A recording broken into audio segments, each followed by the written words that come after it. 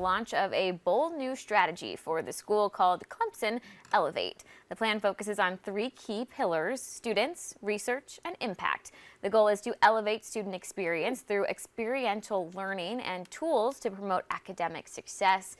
The school also wants to double its research by 2025 by building a pool of association for American universities aligned faculty.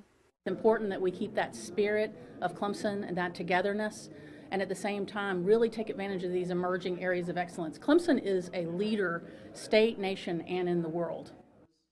Clemson says their overall goal is to enhance the educational and economic opportunities for their students and for communities across South Carolina. It's great.